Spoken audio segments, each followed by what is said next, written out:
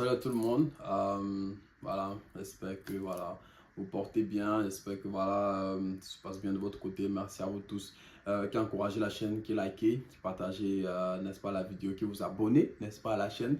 Pour ceux qui sont déjà abonnés, merci, n'est-ce pas, de continuer, n'est-ce pas, à nous suivre et tout. Voilà, c'est vraiment avec plaisir qu'on fait ces vidéos-là, qu'on essaye de, d'améliorer même la qualité de l'image et tout, la qualité peut-être du contenu et tout. Et comme j'ai dit, on parle d'immigration, mais il y aura aussi l'opportunité de parler d'autres sujets et autres. Donc sur ce, on se dit à bientôt juste après le générique.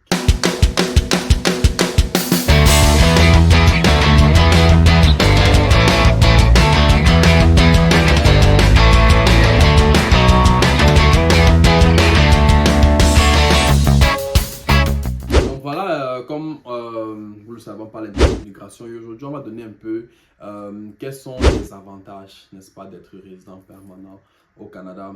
Sur la vidéo qui parlait de la résidence permanente d'immigrants en tant que résident permanent au Canada, on a un peu essayé d'effleurer ça, mais bon, il y a beaucoup d'avantages, n'est-ce pas, être résident permanent au Canada. La première avantage, c'est que voilà, vous avez un statut permanent. Comme le nom c'est dit, un statut permanent. Vous n'avez pas un statut déterminé. Il n'y a pas quelqu'un qui va venir vous dire voilà, rentrez, tout ça. Bon, après, il y a des contextes. On va voir ça dans les failles, n'est-ce pas, de la résidence permanente. Mais voilà, avec un statut permanent, vous pouvez entrer et sortir du Canada sans visa. Il n'y a pas besoin de visa directement. Avec votre carte de résident permanent, vous avez la possibilité d'entrer et de sortir du Canada sans visa. Et aussi l'avantage pour donc on va rester encore sur cet avantage. Donc ça veut dire que vous avez un statut permanent.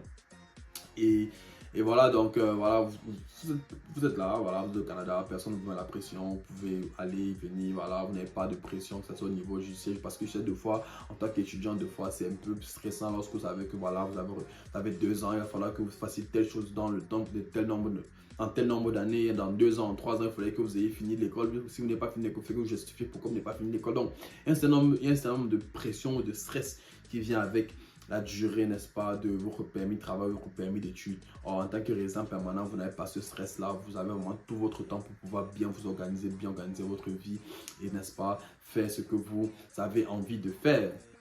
Ça, c'est déjà d'un, de deux.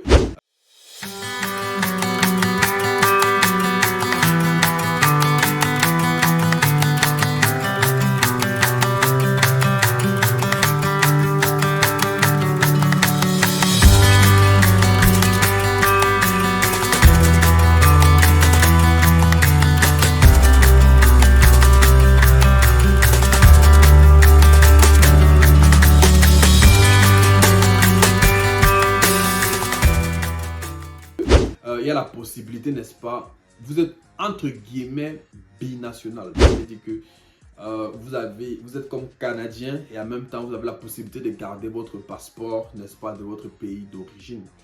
Canadien dans le sens où vous pouvez entrer au Canada sans visa, juste avec votre carte de résident permanent, vous pouvez entrer au Canada. Mais après, bon, la carte de résident permanent n'est pas un document de voyage, donc vous pouvez toujours avoir votre passeport de votre pays d'origine. Donc pour ceux peut-être qui veulent garder leur nationalité de leur pays d'origine, mais pour ceux peut-être que dans leur pays, il n'y a pas la double nationalité, voilà, vous pouvez garder votre nationalité de votre pays d'origine tout en bénéficiant, n'est-ce pas, des avantages de la résidence permanente d'être canadien et tout. Voilà, donc vous avez comme ces deux avantages là, vous avez des avantages de votre pays d'origine parce que vous êtes natif de là, vous avez aussi cette nationalité là. Vous avez aussi les avantages du Canada, n'est-ce pas, parce que vous êtes résident permanent, vous êtes entre guillemets comme un Canadien. Donc voilà un peu le deuxième avantage de la résidence permanente. Le troisième avantage, on a un peu effleuré ça. Donc vous êtes entre guillemets comme un Canadien. Ça veut dire que vous avez pratiquement tous les droits d'un Canadien. Ça veut dire que vous avez le droit, n'est-ce pas, à la santé gratuite. Parce qu'au Canada, la santé, c'est gratuit. Donc, vous avez le droit à la santé gratuite. Bon, après, il y a ça dépend. Parce que, comme peut-être les trucs comme les dentistes, comme ça, il y a des choses que la carte de santé ne couvre pas.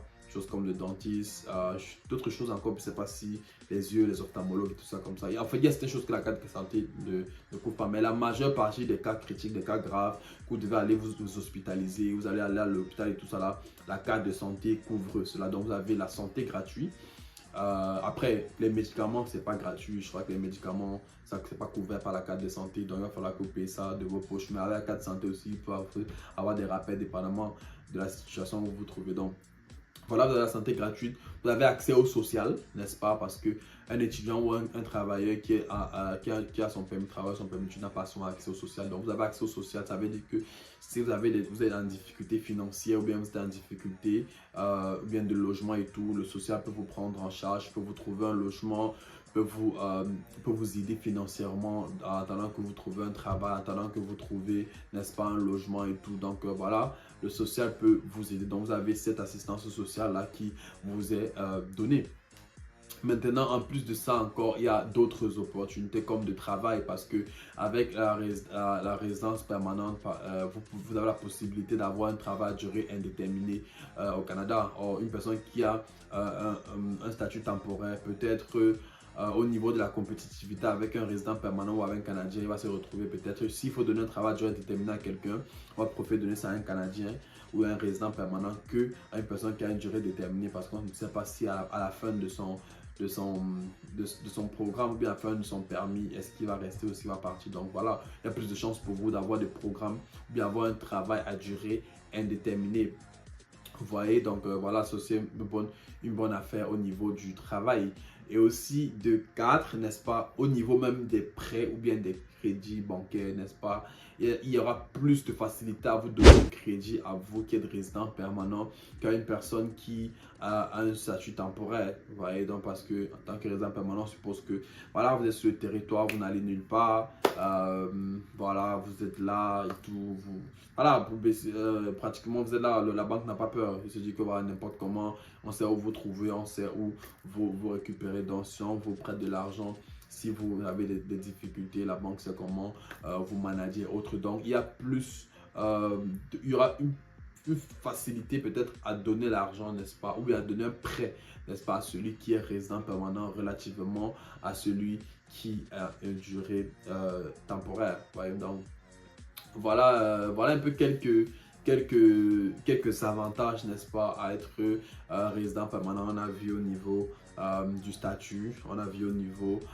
des avantages de la nationalité et autres, on a vu au niveau des avantages en tant que Canadien, on a vu au niveau des prêts et tout lorsque vous voulez peut-être un prêt bancaire, peut-être pour une maison, pour une voiture, pour juste un crédit bancaire, juste pour lancer un business et autres et tout ça. Donc voilà, la banque sera plus apte à vous donner des fonds en tant que résident permanent relativement à une personne qui a une durée temporaire sur le territoire. Donc voilà, comme dernier point, je dirais peut-être ça peut être un avantage comme ça peut ne pas être un avantage pour certains.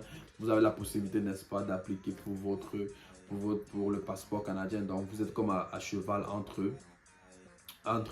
être canadien et avoir votre nationalité de votre pays d'origine. Donc vous êtes à cheval entre les deux, à cheval entre votre pays d'origine et le Canada. Donc c'est maintenant à vous de choisir. Est-ce que, surtout pour ceux qui n'ont pas de double nationalité dans le pays, parce que pour ceux qui ont double nationalité, c'est pas un gros problème. Vous pouvez choisir, n'est-ce pas, le Canada et avoir toujours votre passeport.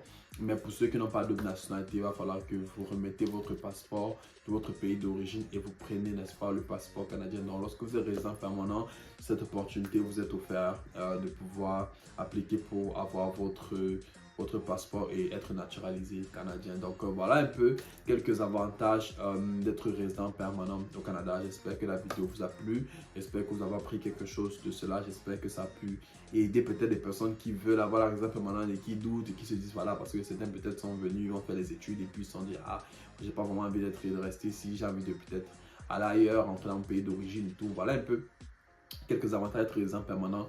J'espère que ça vous a éclairé pour ceux qui doutaient ou bien peut-être qui attendaient, qui hésitaient peut-être pour appliquer pour la résidence permanente. Voilà, j'espère que ça vous a aidé. Voilà, partagez la vidéo, likez, abonnez-vous pour ceux qui n'êtes pas encore abonnés. Voilà, on vous dit à bientôt pour une prochaine vidéo.